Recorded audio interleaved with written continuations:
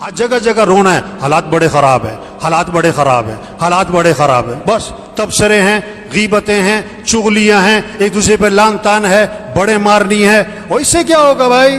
حالات خراب ہیں تو حالات ٹھیک کرنے والا کون ہے؟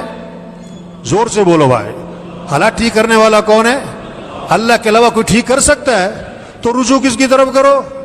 کس سے مانگو؟ کس کے سامنے رو؟ کس کے سامنے گڑ گڑاؤ؟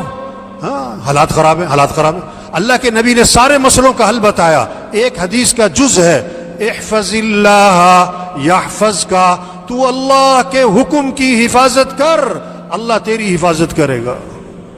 وہ اللہ کے دین پر آ جاؤ، اللہ مسئلے حل کر دے گا۔ مسئلے خراب ہو، حالات بڑے خراب ہیں، ملک کے حالات خراب ہیں۔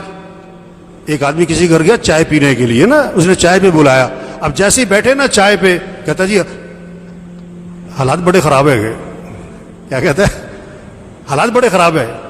وہ صاحب خانہ نے کیا تم نے کیے؟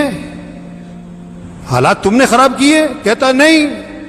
کہتا تم ٹھیک کر سکتے ہو؟ کہتا نہیں۔ کہتا پھر چائے پیو۔ پھر کیا کرو؟